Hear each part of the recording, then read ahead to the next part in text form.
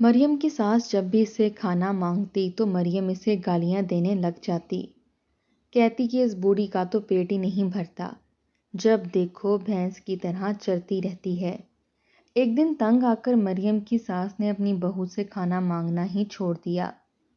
جب سب کھانا کھا لیتے تو گھر والوں کا بچا ہوا کھانا وہ کچن کے کچرے دان سے اٹھا کر کھا لیتی۔ مریم جب بھی کسی رشتہ دار سے ملتی یا کوئی گھر آتا تو کہتی کہ میں نے تو اپنی ساس کو شہزادیوں کی طرح رکھا ہے، اور اس کی ساس اس کی بات سن کر آنسو بہاتی اور ہنس کر کہتی، ہاں ایسا ہی ہے۔ ایک دن مریم بازار سے شاپنگ کر کے گھر آ رہی تھی کہ سامنے سے آتی گاڑی نے، بہو کہاں رہ گئی؟ سارا دن سے بھوکی بیٹھی ہوئی ہوں، مجھے کھانا دے دے، بہت زیادہ بھوک لگی ہے، بھوک کے مارے چکر آ رہے ہیں، صبح بھی مجھے ناشتہ نہیں دیا اور رات کو بھی میں نے کھانا نہیں کھایا تھا۔ مریم بازار سے شاپنگ کر کے گھر آ رہی تھی کہ گھر پہنچتے ہی ساس نے آواز لگائی۔ بوڑھی ساس کی آواز سنتے ہی مریم کے ماتھے پر بل پڑ گئے۔ وہ قریب آئی اور زور زور سے جھڑکنے لگی، کہنے لگی تمہارا پیٹ ہی نہیں بھرتا، جب دیکھو بھینس کی طرح چرتی رہتی ہے، اتنا کھا کھا کر تم نے کیا کرنا ہے؟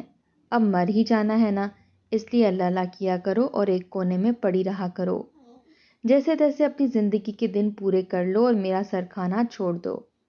مریم اپنا غصہ نکال کر وہاں سے چلی گئی، مگر ساس کی آنکھوں میں آنسو آ گئے۔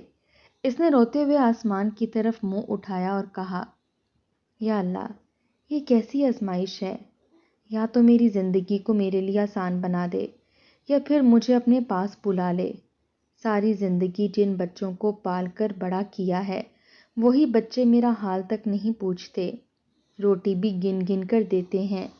مریم کی ساس روتے روتے چارپائی پر لیٹ گئی، آنکھوں سے آنسو بہہ رہے تھے اور وہ خاموش فریادیں کرتی رہی۔ کب نیند نے اسے اپنی لپیٹ میں لے لیا اسے خبر نہ ہوئی۔ صبح ہوئی تو اس کی طبیعت اور زیادہ خراب ہو گئی، لیکن مریم سے ڈر کے مارے اس نے کھانا نہ مانگا۔ اسے یقین تھا کہ ایک تو وہ کھانا نہیں دے گی، دوسرا خوب جلی کٹی سنائے گی۔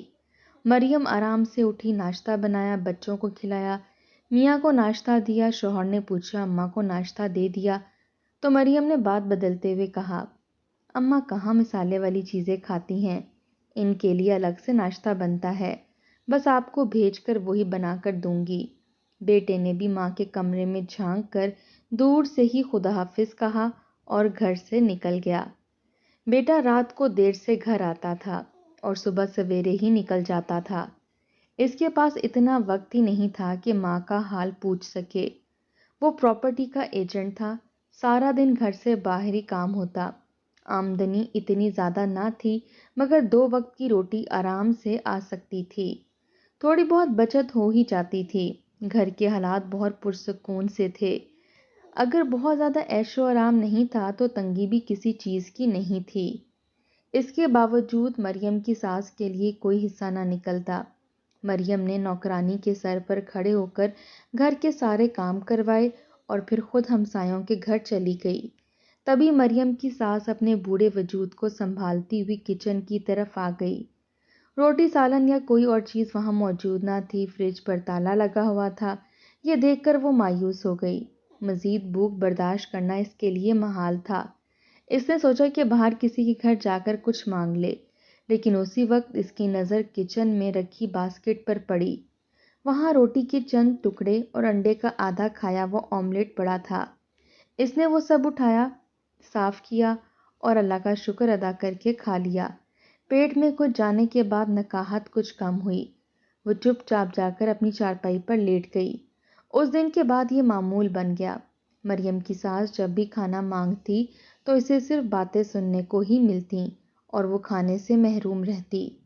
آخر کار اس نے کھانا مانگنا چھوڑ دیا۔ جب سب کھا لیتے تو وہ چپکے سے کچن میں جاتی اور ڈسٹ بین میں پھینکا ہوا کھانا نکال کر صاف کر کے کھا لیتی اور اللہ کا شکر ادا کرتی۔ کبھی کبھی وہ اللہ سے شکوہ بھی کرتی کہ یا رب، اولاد کے دل اتنے سخت کیوں ہو گئے ہیں، انہیں اتنا وقت بھی کیوں نہیں ملتا کہ آ کر میرا حال پوچھ سکیں۔ مریم کی ساس نے کھانا مانگنا چھوڑ دیا تو مریم اور بھی لاپرواہ ہو گئی۔ پہلے کبھی ایک آدھ دن بعد اسے کھانا دینے کا خیال آ جاتا تھا، اب وہ بھی نہ آتا۔ شاید وہ یہ سمجھ بیٹھی تھی کہ ساس بوڑھی ہو کر زندگی کی ہر ضرورت سے بے نیاز ہو گئی ہے، لیکن حقیقت یہ تھی کہ وہ بوڑھی عورت دن بدن اندر سے ٹوٹ رہی تھی۔ کوئی دن ایسا ہوتا کہ اسے اتنا کھانا مل جاتا کہ اس کا پیٹ بھر جاتا، اور کبھی بہت معمولی مقدار میں ملتا جس سے اس کی کمزوری بھی دور نہ ہو پاتی۔ پیاس لگنے پر بھی وہ دوسروں کی طرف دیکھتی مگر کوئی اس کی حالت نہ سمجھتا۔ جب بھی کوئی پڑوسی مریم کی ساس کے پاس ملنے کے لیے آتا تو مریم فوراً اس کے سر پر کھڑی ہو جاتی۔ جب تک وہ شخص وہاں سے نہ اٹھتا خود بھی وہیں پر کھڑی رہتی۔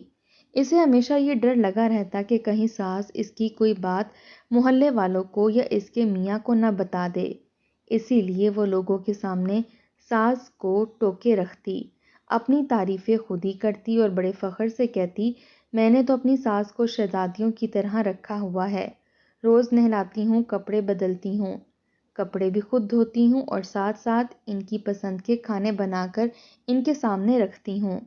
ساس یہ سب باتیں سن کر حیران رہ جاتی۔ وہ تو کچرے دان سے روٹی کے ٹکڑے نکال کر کھاتی تھی اور یہاں مریم دنیا کو کیا بتاتی پھر رہی تھی۔ کئی بار مریم کی ساس کا دل چاہا کہ سب کو حقیقت بتا دے، مگر پھر اپنے بیٹے کا گھر برباد ہونے کے خیال سے خاموش ہو جاتی۔ وہ نہیں چاہتی تھی کہ زندگی کے آخری حصے میں میاں بیوی کو ایک دوسرے سے بدظن کر دے۔ ساس کی خاموشی دیکھ کر مریم اور بھی شیر ہو جاتی۔ آج بھی وہ ہمسایوں کے سامنے اپنی تعریفوں کے پل باندھ رہی تھی۔ کہنے لگی کہ میں نے صبح ساس کی پسند کا ناشتہ بنا کر انہیں اپنے ہاتھوں سے دیا ہے۔ ہمسائی عورت تعریف کرنے لگی، کہنے لگی، مریم تم بہت اچھی ہو، تمہاری ساس بہت خوش قسمت ہے کہ اسے تم جیسی بہو ملی ہے۔ ایک میری بہو ہے، جب بھی کھانا مانگتی ہوں تانے دینا شروع کر دیتی ہے۔ شوگر کی وجہ سے بھوک برداشت نہیں ہوتی، اس لیے مجھے بار بار کھانا پڑتا ہے، اور اسی بات کو بہانہ بنا کر میری بہو نے مجھے ذلیل کر کے رکھ دیا ہے۔ کاش میری بہو بھی تم جیسی ہوتی۔ حلیمہ بہن تم تو بہت خوش قسمت ہو جو مریم جیسی بہو ملی ہے۔ اس نے مریم کی تعریف کرنے کے ساتھ ساتھ مریم کی ساس کو بھی مخاطب کر کے کہا کہ واقعی آپ بڑی خوش قسمت ہیں۔ ساس کے دل پر یہ الفاظ تیر کی طرح لگے۔ وہ جانتی تھی کہ حقیقت اس کے بالکل برعکس ہے، مگر وہ مسکرا کر کہہ بیٹھی، ہاں میں واقعی بہت خوش قسمت ہوں۔ دل کے اندر خواہش تھی کہ سب کو مریم کی حقیقت بتا دے، لیکن لبوں پر خاموشی نے قفل ڈال دیا۔ اپنی تعریفیں کرنے کے بعد مریم اٹھ کر وہاں سے چلی گئی۔ کچھ دیر ہمسایہ حلیمہ کے پاس بیٹھی رہی اور پھر اپنے گھر لوٹ گئی، جبکہ مریم کی ساس سارا وقت سوچوں میں ڈوبی رہی۔ وقت پر کھانا نہ ملنے اور گندا کھانا کھانے کی وجہ سے وہ مزید بیمار ہو گئی تھی۔ اس کا پیٹ خراب ہو گیا، وہ بار بار واش روم جانے لگی۔ تب بھی مریم نے شور مچانا شروع کر دیا، کہنے لگی، بڑھیا کیا میں ہر وقت صفائی کرتی رہوں؟ تم پھر سے گند ڈال دیتی ہو، ہر طرف گند مچا رکھا ہے، اگر کم کھاؤ تو ٹھیک رہو، جب اتنا زیادہ کھا لیتی ہو تو پھر پیٹ خراب ہونا ہی ہے۔ ساس نے دکھ بھری نگاہ سے اسے دیکھا اور کمزور آواز میں کہا، بہو میں نے کل سے کچھ بھی نہیں کھایا ہے، تم نے کہاں مجھے کھانا دیا جو میں نے کھا لیا؟ یہ سن کر مریم نے گھور کر اسے دیکھا اور جھڑک دیا، کہنے لگی، خبردار اگر دوبارہ یہ بات اپنے منہ سے نکالی، اگر کچھ نہیں کھایا تو پھر یہ موشن کہاں سے آ گئے؟ خالی پیٹ میں کہاں سے اتنا سارا کھانا بھر گیا کہ بار بار واش روم جا رہی ہو؟ مریم نے ایک بار پھر اسے جھڑک دیا اور اپنے کمرے میں جا کر لیٹ گئی، ساتھ ہی بڑبڑاتی رہی۔ رات تک ساس کی طبیعت اور زیادہ خراب ہو چکی تھی۔ بیٹا گھر آیا اور ماں کو چارپائی پر نہ لیٹا دیکھ کر مریم سے پوچھا۔ مریم نے کہا کہ اپنے کمرے میں ہیں، صبح سے پیٹ خراب ہے، بار بار واش روم جا رہی ہیں۔ میں نے کہا تھا کہ مرچ مسالے والے کھانے زیادہ نہ کھائیں، بس تھوڑا سا چکھ لیا کریں، مگر انہوں نے میری ایک نہ سنی، پلیٹیں بھر بھر کر کھا لیتی ہیں۔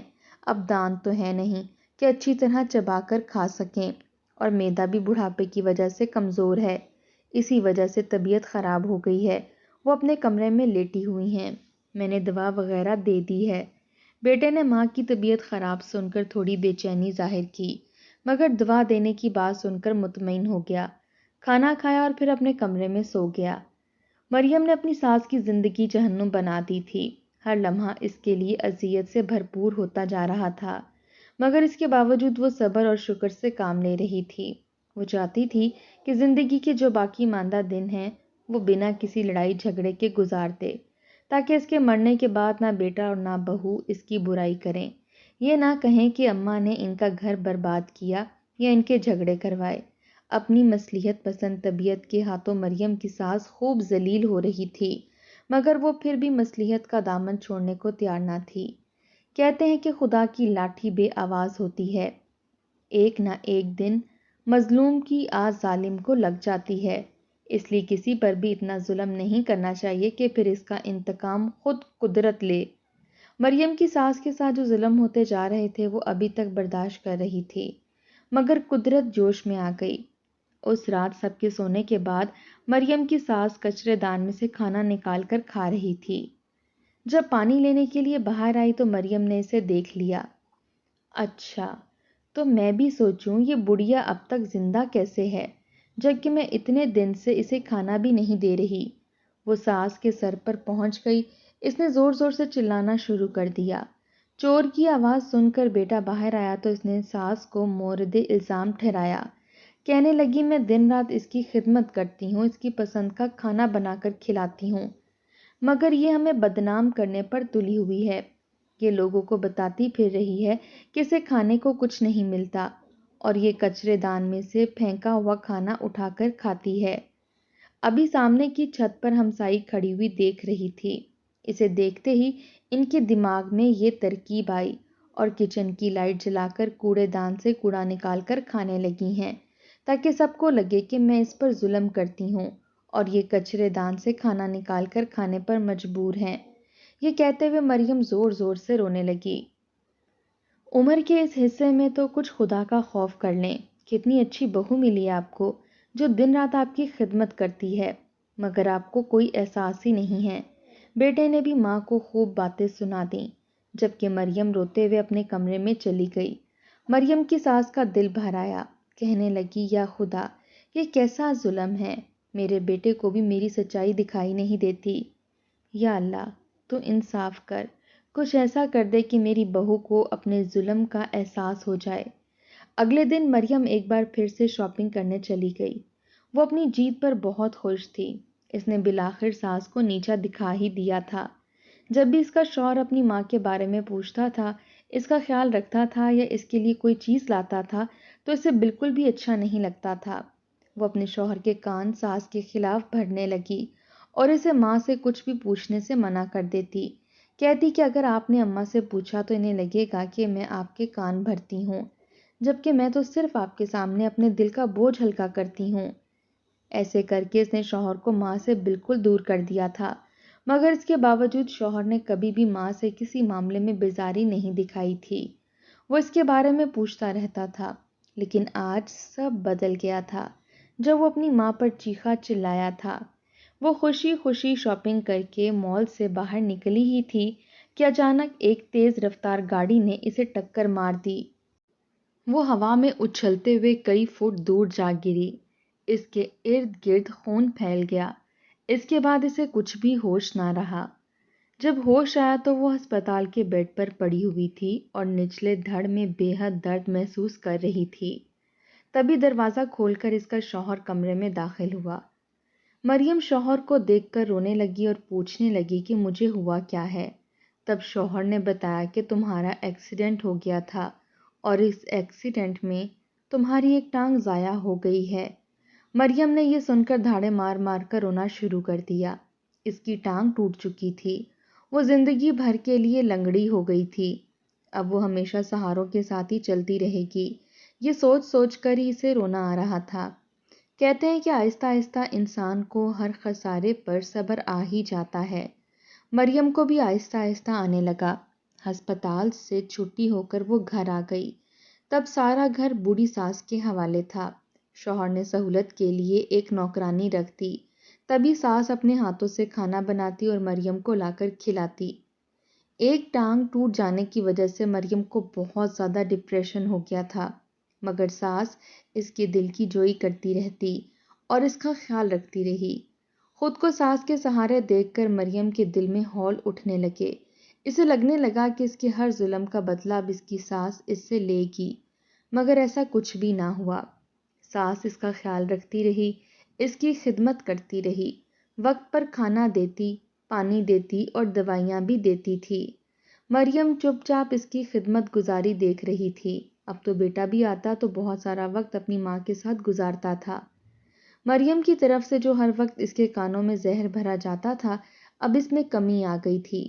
مریم اپنے دکھ میں ڈوبی ہوئی تھی اور اب ساس کے خلاف شوہر کو نہیں بھڑکا سکتی تھی، بلکہ اسے تو یہ دیکھ کر حیرت ہو رہی تھی کہ وہ ساس جس پر وہ ظلم کرنے میں اس نے کوئی کسر نہیں چھوڑی، وہ اس کی کتنی خیر خواہ ہے۔ مریم کے دل کی الجھنیں بڑھتی جا رہی تھیں۔ ساس کی سادگی اور اس کی خدمت گزاری نے اس کے دل میں عجیب سا احساس پیدا کیا اور ایک دن اپنی اس کیفیت سے تنگ آ کر وہ اپنی ساس پر چلا اٹھی، بند کریں اپنی یہ خدمت گزاریاں، ختم کریں میرے ساتھ اچھا بننے کا دکھاوا۔ میں جانتی ہوں کہ آپ بھی مجھ سے بدلہ لینا چاہتی ہیں، جو میں نے آپ کے ساتھ کیا آپ اب وہ سب میرے ساتھ کرنا چاہتی ہیں، میرے شوہر کو مجھ سے دور کر دیں گی۔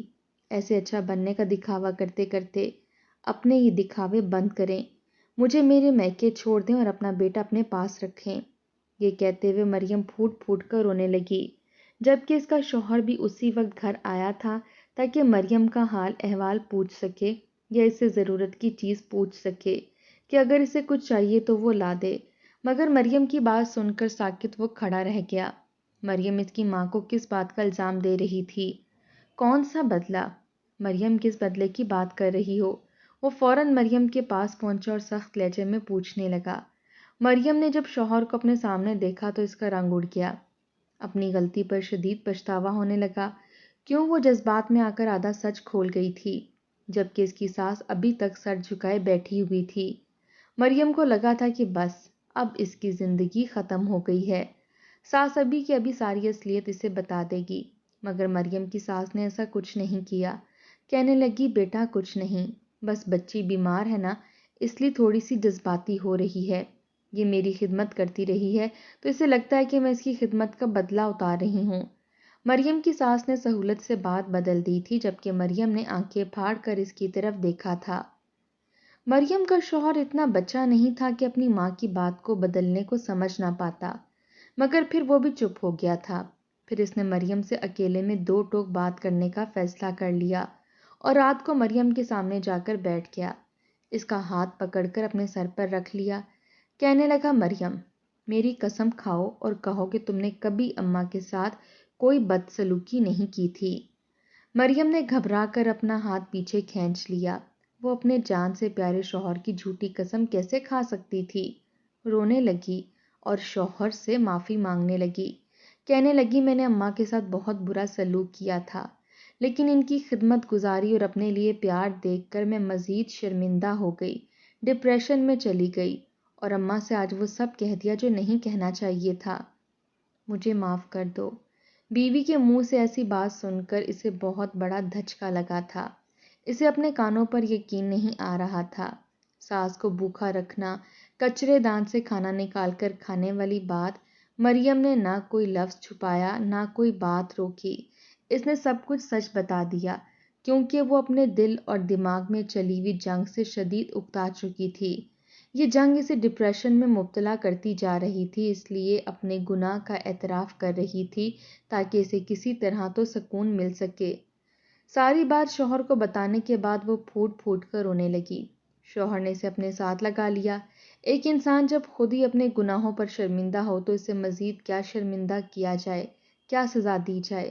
ٹانگ گوا کر وہ ایک ذہنی اذیت سے گزر رہی تھی، اس لیے اس نے مریم کو کچھ نہ کہا، مگر اگلے دن اماں کو اپنے سامنے بلایا اور خود ان سے معافی مانگنے لگا، جبکہ مریم نے بھی روتے ہوئے ساس سے معافی مانگ لی۔ ساس نے اپنے بیٹے اور بہو کو کھلے دل سے معاف کر لیا اور گلے لگاتے ہوئے کہنے لگی میرا تم دونوں کے سوا ہے ہی کون؟ میں تمہارے ساتھ کیا برابریاں کرتی، کیا مقابلے کرتی؟ بس میں اللہ سے دعا کرتی رہی کہ اللہ تم دونوں کو ہدایت دے یا مجھے اپنے پاس بلا لے، ماں کی بات پر تڑپ کر دونوں نے اس کی طرف دیکھا اور پھر دونوں ہی اس کے پاؤں سے لپٹ کر معافی مانگنے لگے۔ مریم کی ساس نے کھلے دل سے بیٹے اور بہو کو معاف کر دیا اور ان کے ساتھ ہی خوشحال زندگی گزارنے لگی۔ مریم کی حالت بہتر ہوئی تو شوہر نے مریم کو مصنوعی ٹانگ لگوا دی۔ ٹانگ لگنے کے بعد مریم گھر کے کام کاج کرنے لگی اور اپنے دل سے ساس کی خدمت کرنے لگی۔